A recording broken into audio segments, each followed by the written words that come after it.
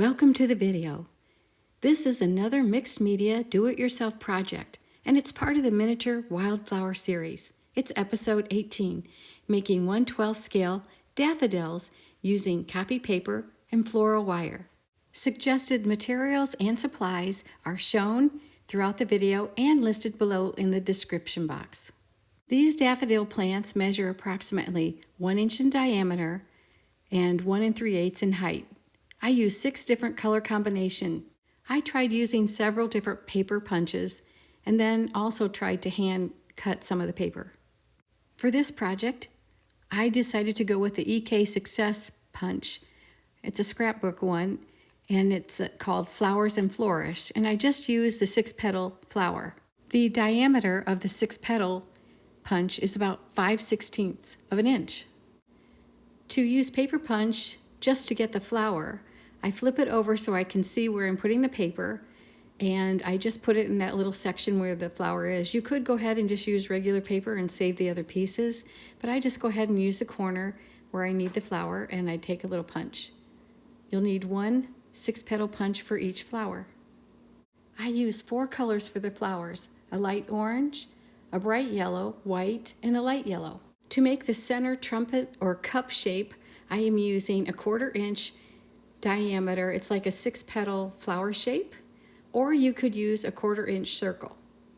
To make the flower buds, I use a heart shape, a 1/4 inch in diameter. You could probably use a 1/4 inch circle shape too. Again, you could always hand cut the pieces if you wanted to, or if you have different paper punches, take a look at them and see what could be used for petals and for the little trumpets. I think I'll do a tulip next in another video.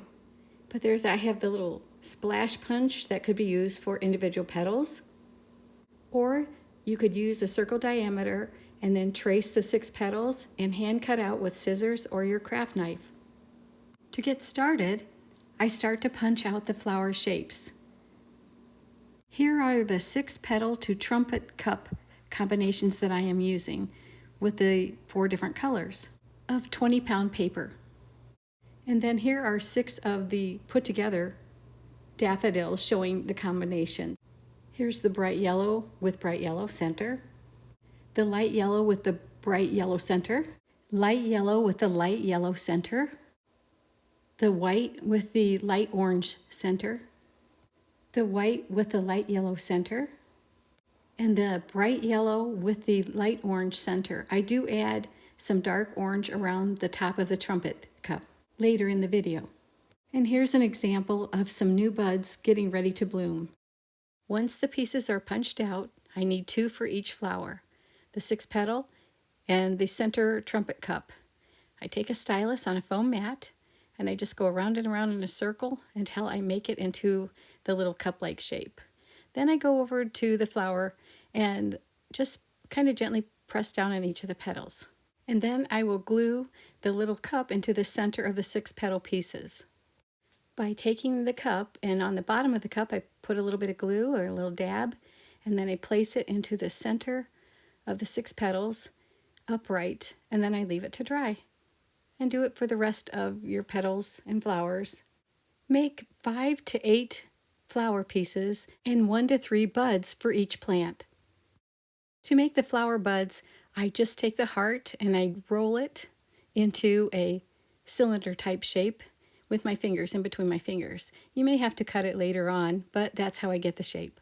I'm trying to use my tweezers here to show it a little bit better on the video, but using your fingers, in between your fingers and rolling it works the best.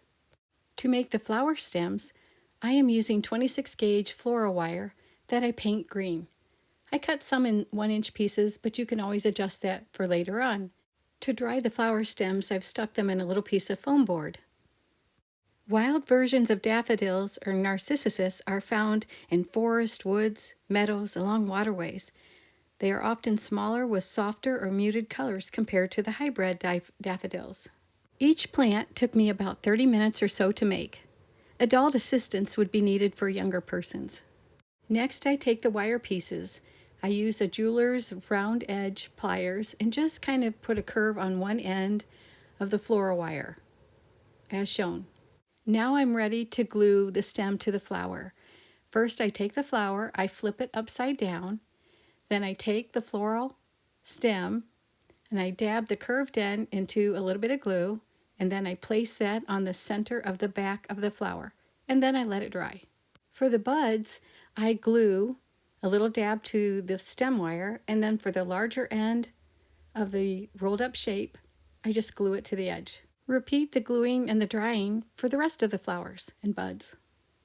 To add details to the flowers, I take a green permanent marker, but you could also use green paint and the end of a toothpick.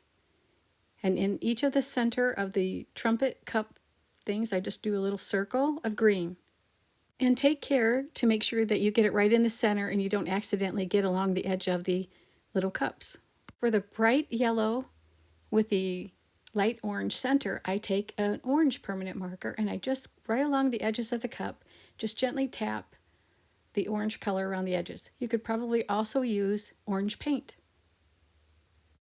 For the buds, I take a little bit of green paint and a toothpick, and then from the stem to the little yellow part, in this case, I just paint all the way around about halfway on the yellow shape, just so that you can see the yellow flowers.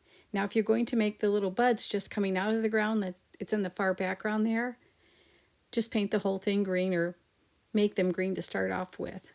But add the little green paint all the way around, may have to do another coat, and then let that dry. To add the stamens and the pistil into the center of the trumpet cup, I cut about a 1/8 to 1/4 of an inch pieces with scissors using embroidery floss. Sewing thread would work too, or you could use maybe white as well. Then I take a dab of glue and I put it onto the green circle in the center of the trumpet cup, dab it around. Then I'm going to take my tweezers and then grab a little tuft of the embroidery floss and place that into the center of the flower on top of the green, and then let that dry. Try to place the little bit of the embroidery floss vertically up and down, and if the pieces are too long, just trim them. Now you could use the flower stems to place in vases or in pots. I'm going to place mine on ground earth, that's what I call it, and that's using used dried tea bits on a piece of cardstock. I have a video called Ground Earth that shows how I do the process. If you don't want to use used dried tea bits, use whatever kind of ground cover you like. Next, I start to glue each of the flower stems to the ground earth piece. I start in the center and then I work my way around. You may have to wait till it dries and just kind of arrange it so it's in a natural looking position. Once the flower stems have dried, then I'm ready to add the leaves. I am using 1/8 of an inch quilling strips in a darker green, and they're about 3/4 of an inch to an inch that I cut off, and then I'm going to trim the edges kind of in a pointy shape, just cutting off the ends of the two side ends of a piece. Next, I glue the leaves around each plant base, starting with the larger in the back, larger leaves, to the shorter leaves, and then let that dry. I finish up the plant by adding a little bit more of the dried tea leaves around the base or any extra glue spaces that I have to cover. Daffodils grow either from bulbs or seeds. I've tried to make both here, as well as some dried flowers. The bulbs are paper and a little bit of embroidery floss for the roots, and the dried flowers are just regular copy paper, and then the seeds are little microdots. You could also add some little bugs, caterpillars or ladybugs, butterflies, or grass to the ground earth, or some rocks, or place them in a vase or planter. I hope you like this episode of the miniature wildflowers and are inspired to make mini daffodils. Thank you so much for watching and sharing.